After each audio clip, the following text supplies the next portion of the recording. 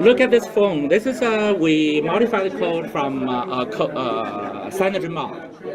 The Seattle company, they took all the source code from Android. They built their own version of this phone. So we download all the source code from CyanogenMod, and then we translated the Java framework into C++. We translated the Java class library to C++. If we can run this far, pretty much we translated over 90% of it. You believe that, right? That's 4 million lines of code. 4 million lines of code, you see even WeChat is running. Yeah. If we can get WeChat running, that's a lot of code. Yeah. And if you got like a media player, and you got like a calculator.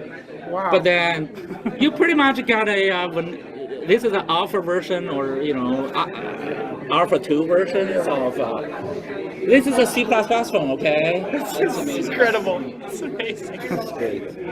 It's an Android compatible C++ phone. We're going back to the old Windows. When you need Java, it launches just in time. So the WeChat app and all the apps you have on this phone are just regular Android apps that you download through the Google Play Store. Yeah, you download it from the App Store. Yeah. But what I'm saying is that we download the ones only that runs, right? There are some ones that don't run. We don't. I'm so honest. Yeah. That's great. 厉害. Yeah. 就是厉害, yeah. It's sick. The reason why doing this, 2 reasons. That's why actually Foxconn's investment. Yeah. The reason why we do it for 2 things. Speed is none of the 2. Doing it C++ is not for speed. Yeah. Because this one is not much faster than Android. About the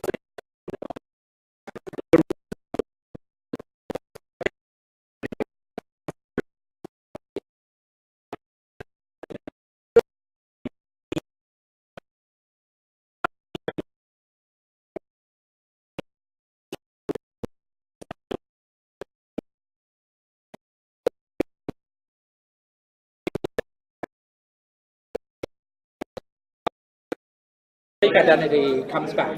So when you're running inside the sandbox, you cannot launch a TCP/IP directly. You have to give me a website. You're saying, give me a URL, open up a website. Then I give you a website object. Then you do get and post. We fake the website for you. So you don't directly put an IP packet out. You don't see the 8.8.8.8 DNS address. Because you never see a real DNS address. Even if you see a 8.8, we fake it for you. It's not there. You see what I'm saying? We fake it for you. Because otherwise, if you run on Linux, you can run multiple packets out. One for the real destination, one for the copycat, or one for the security leak. And if you launch a million, those infected machines, you launch DDoS, right? So if you are running inside this kind of virtual machine, you essentially will limit the possibility of DDoS. Will essentially limit the possibility of a virus, because that's one virtual machine, Java VM or C++ VM. You want to inject a virus into it, then when the game is over, I destroy the VM. I destroy all the storage. Yeah. So what are you going to do? You're going to infect who, right? One machine, one app. Who are you going to infect? You want to steal information from operating system? By all means, right? It's all yours. All open source. It's all yours. Secondly, we want to do it is because we want to do this, and then we want to run this virtual machine on Ubuntu or on the cloud or in so-called ambient on the smart router. So they are all virtual machines talking to virtual machine. Using a UUID, you'll find another virtual machine. So then you feel confident passing so-called values. Because of our loader, will load it and see if you still have the right. If you don't, you can resell it. So when you run it, so we have a URL, you point to a game, then you like a movie. So you load it into this virtual machine. You run it. That's a different business model. Because if it's a media player, the middleman will take advantage of it. If you're the game yourself, you are in control. So that's a completely different model. To a consumer, it's the same thing. It's reading a book, play a game, or watch a movie, but we cut off the middleman. We cut off the channel. So that's why the only way you can do it, you achieve end-to-end. Otherwise, we couldn't.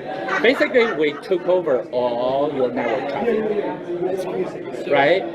So then you have to be end-to-end because this is elastic, that has to be elastic. Otherwise, how can I take over your network traffic? So it has to be end-to-end, and it has to be in the C-level. So how lightweight is Elastis OS? Because I know like these days there's like Unix versions like Alpine. No, we're not Docker, right? If you look at what's a virtual machine, you know, I'm old enough to back pre-DOS days. Yeah. Old enough when I learned computer science, there was not even DOS, right? But I learned programming paper tapes and core memory, just core memory and Fortran basic. And, we do toggle switches, no BIOS. No BIOS. Memorize 13 instructions. I still know it's a 13 instructions. It's called a Nova machine. It's an operating system called Nova. Actually, it's by CDC. Data control, CDC, right? Control Data Corporation. And there you do 16-bit, and then you do toggle switch, and 01. Basically, it's hacks.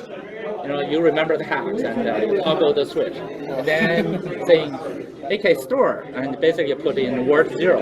Then next one you put in word 1 and word 2, word 3. Then after you put into word 12, then there's a toggle switch called run. And if you turn it on, there's a paper tape machine. Start running, right? And you basically whatever the bits you read from dumping, you know, right into memory, right into the core. That's how the machine got booted up, right? And now we're pretty much say, what's a virtual machine? Virtual machine is just Unix process with a storage. Single process with the storage. That's called a virtual machine. So we're going back to DOS days. No more multi-processing. No more multi-threads, but no more multi-processes. Why do we need multi-processes if we have multi-virtual machines? Each virtual machine has its own storage, like Android. Each app has its own ID.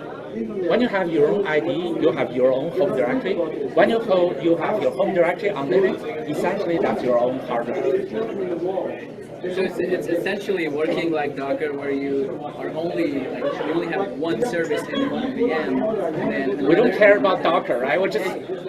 That's extremely lightweight. Yeah. We just care about our little bit of runtime and our own class library. Why do we need Docker? And if you launch that and we give each one a different ID, then you read the Linux user directory. We have a built-in daemon to sync your local drive with your cloud drive. So you're always you modify something. If you say, okay, it's a temp directory, then we don't sync. If it's you need to write it up, the file property, then that background process will sync it with your cloud drive. Right. So these digital assets, you said like we're going to be storing them in the cloud. Do we get to choose like just Dropbox, whatever, or like is there a specific? We hope. Basically, we have two kinds of file systems. So you see this Zapier guy saying, we're going to build an IPFS. Yeah. IPFS actually is for the common area, for the bin, for the app store. Yes. Because the web is the computer. Where's the app store? I mean, basically, you don't install app. Everything's on the web, right? So IPFS is where you app store is just whether you're buying the capability to execute. It's there on the IPFS. Or if you have some data to share, you put it in a public directory, temp directory, so everybody can access, right? That's IPFS. But if you want something of your own, so you're in control, you want to delete, you want to archive to your DVD drive, then you put it in Dropbox, you put it in OneDrive, you put it in your home NAS, then that's your personal drive. Right. So when you want to transfer this and sell it, then it's just automatically destroys itself? No, it's not going to destroy. It's just going to re-scramble with your ID, your public key, his private key, that kind of thing. You just encrypt actually basically this piece of hardware. If you sell 10,000 copies of it, and it's scrambled, and then you are purchasing one of the icons, right?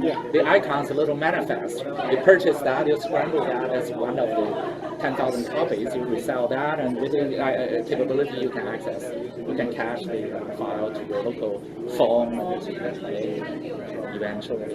So basically, we treat the web. 92, some macro is saying the network is the computer. So we're saying the web is the computer, and so everything. In the old days, computer meaning multi-process. Now we're saying the computer is a multi-virtual machine. Right. So the virtual machine could spread out of the web. And if you think that's a huge one computer with the virtual machines on demand loading, on demand shutdown, and then that's the model. Right. I guess at that point, there's really no need for an audience. Web Docker, right? Yeah, we don't need that. No. Yeah. Then if you want to, because that's just a C++ virtual machine, you want to port Python to it, you want to port Java to it. Right. Because when it's written in C, you can pretty much write it in any universal device out there. Yeah. Right? Yeah. That's, I mean, I know Silicon Valley hates Microsoft, but you have to look into, because we don't have that many documentations, right? You look into several things. First of all, Microsoft is a universal app. One app, I mean, basically you download from Microsoft App Store and runs on the phone, runs on the pad, runs on the PC, runs on the Xbox, runs on the server, runs on the Xbox, embedded, like ATM machines, the gas pumps.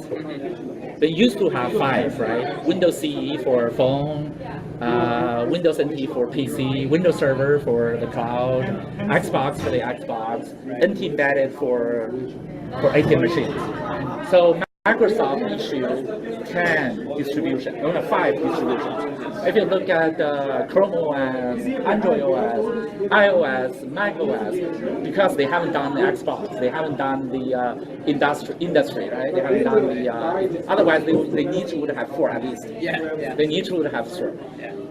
How could you do one app runs on all? Basically, it's a kernel as a service, and we can do like blockchain as a service. So we just issue ID. When we do ID, can we use Bitcoin? Can we use Ethereum? We just give you ID. Do you know which blockchain we're using underneath? You don't, right? Like on Microsoft, say we have this many APIs that you really don't know whether the kernel is phone, whether the kernel is a database, whether the kernel is a Xbox. Each kernel, actually, they are different. It's just the same set of APIs. And that API has to be a finite number. If Linux process, as you add functionalities, you add APIs. If you add APIs, you add fragmentations.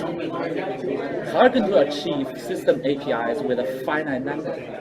Actually, that's the holy grail, that's the ultimate question for the Silicon Valley guys, right? Don't, from Microsoft, don't look down, right? Respect your enemy, respect your competition. And secondly, what they're saying is that, because of course, universal app could be in Java, could be in C++, could be in JavaScript, they all interact without GenAI. Microsoft has already achieved it 2 years ago. And who else in Silicon Valley has achieved it? No, none one. Then why do you respect Microsoft? In their dying, it's like, should we respect Xerox? Xerox, the guy invented Windows. Right? You know what I'm talking about? We should really pay respect to Xerox, not because of their dying. It's because of their creation. That's exactly why Microsoft deserves respect, even though they're dying. In their graves, you should pay respect. Right? Otherwise, people don't know it. Yeah. I got one question. Sorry, guys. So go for it. So these side chains that we're gonna have Bastos, is it theoretically possible to run the existing blockchains that are already out there run as side chains? We hope to run some of the at the user level. We hope to run some of the popular VMs like Neo VM or Ethereum EVM, Right. Because let's say there's a company, there's a group called Quantum. Quantum ported EVM to UTXO. So I've actually looked into that. Right. So that said, then can you put the EVM on top of 2R web? Right? So then you can have several parties doing the smart contracts, just between 10 interested parties. Right. Do you have to do it on the public chain? You only need, right? You only need a few. Right. So basically, you need exactly the same effort like Quantum. You need to port it over, right, to on top of our blockchain. The same thing. Do you need to port the CRR, whatever Neo is doing, put it on top? And also, if someone else wants to invent their own, because it's much easier than doing a whole public chain. Right. So there, we encourage people to do that and contribute back to the code, and we reward them with a ELA or Bitcoin, for that matter. Thank you.